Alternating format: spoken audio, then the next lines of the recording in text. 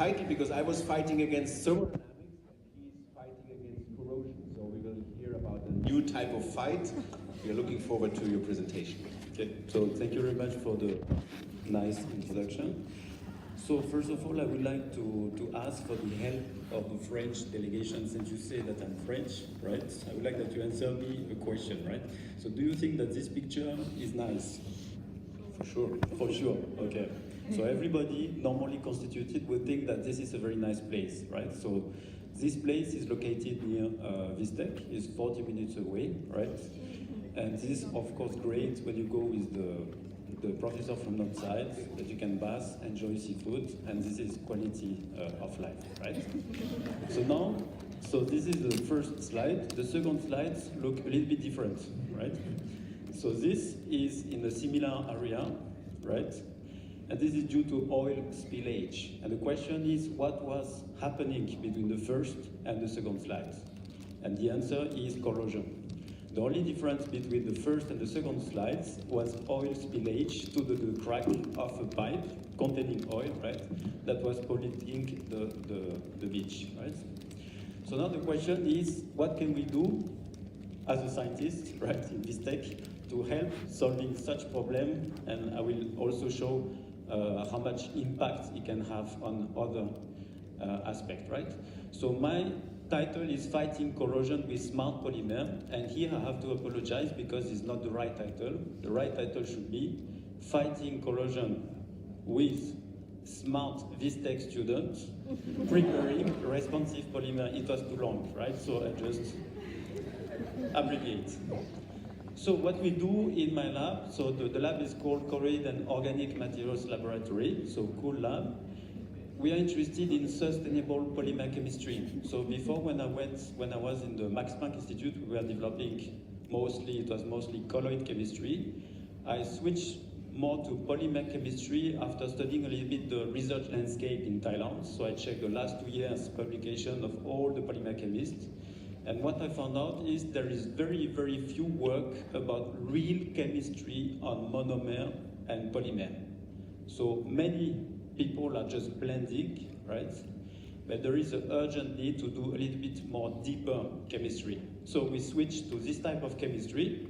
And in my lab, we are doing materials from renewable resource, also biomedical application, and finally for anti-corrosion. So I would like to show you just very, very briefly what we have done this year for about polymer chemistry for anti-corrosion. So we talk about the nice beach, right? So this is one aspect. There are other aspects of corrosion, which are, of course, catastrophic failure. So for instance, airplane that break down, right?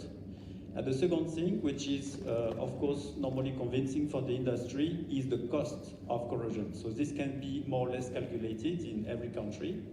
And in Thailand, if you look at the cost, it was about 107, okay, whatever, a lot of money, right? So 100,000 million baht, right? So if you calculate, if you want to buy a house near Rayong, maybe it costs 3.5 million baht, probably, right? Bon. So he doesn't want to say the truth. Okay, so that will be, let's say, 30,000 house, right, in Rayong. So it's a lot of money. So what can we do? One of the ways to fight corrosion is to use corrosion emitters. So a different way, right? One of the ways to use corrosion emitters are organic molecules that can absorb on the metal, right, and give a passivation layer so that it's less attacked by external media such as oxygen and air. So now the challenge is that when you have corrosion emitter in the coating, this can be leached over time, always leaching, right? So what we want to do, and this is similar to drug delivery, is to have a release precisely at a defined site, at a defined time of the corrosion emitter when corrosion occurs. So you see the parallel actually between drug delivery and inhibitor delivery, right? So in drug delivery, it's exactly the same. You want to create nanomaterials from polymer, usually, that deliver a drug precisely depending on the external stimuli to kill, for instance, cancer cell, right? For anti-corrosion, we want to deliver a corrosion inhibitor precisely at the metal coating interface. So I just show you very, very briefly, because it's only a small part of the work this year, how we synthesize polymer conjugate inhibitor and what kind of response they have. So the first one is, just very briefly, there are different types of architecture in the polymer, right? And we were interested in the so-called self-immolative polymer and the conjugation of corrosion inhibitor in the side chain of macromolecular structure. So let's go to first the immolative linker, right? Immolative linker, as you can see, so it's a bit difficult here, but so immolative linker, this for Valérie, because you asked me yesterday. Yeah, Valérie, sorry. So the difference between a normal cleavable linker and an immolative linker, right, is that you have one part, right, that will immolate and be released. So in this case, it's the thiocarbonate, right? So we investigate this chemistry to release a corrosion inhibitor. So how do we do this? So first, we prepare the monomer. Copolymerization, there are several steps to yield the final monomer.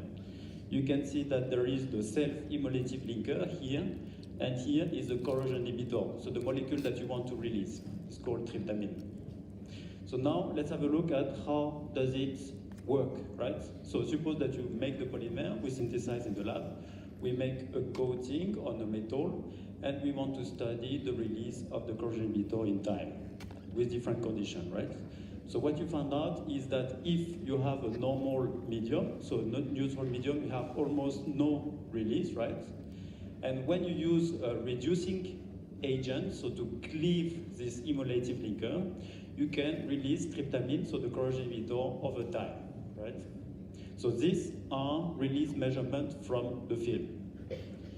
So now the question is, we have reduction responsive polymer. What about pH responsive polymer? When you have corrosion, the local pH value is changing also near the interface. Polymer that can respond to a pH change, right?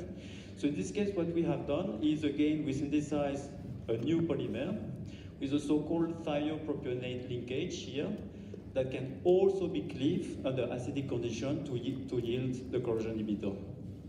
So these are the very briefly, the different steps for the synthesis. There are different reactions that are involved, different polymer. The mechanism, very, very briefly. So you see this is the non-polluted beach, also near this spec. So it's attacked by acid. We have cyclization here, actually, and release afterwards by attack by water molecule, right? So this is the mechanism for the thiopropionate release. So the release of the inhibitor, let's concentrate on two of the curve, right? So PL is one of the polymer that we have synthesized. What you find is that if you have neutral condition, you have almost no release. And when you have mild acidic condition, you have a very strong release over time of the corrosion inhibitor. So these measurements were done from nanoparticles. So first you synthesize the polymer, you process the particle to become nanoparticle, and then you study the release, right?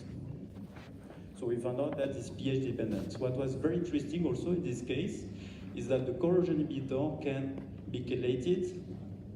Here you see, so the corrosion inhibitor is hydroxyquinolinol, and can be chelated by aluminium cation. And when it chelates, it becomes fluorescent. So what does it mean? This means that not only you can deliver a corrosion inhibitor, but you can also detect by fluorescence the presence of corrosion, because these metal cations are produced by corrosion, of course. So now we go back to another linkage that we have developed very recently.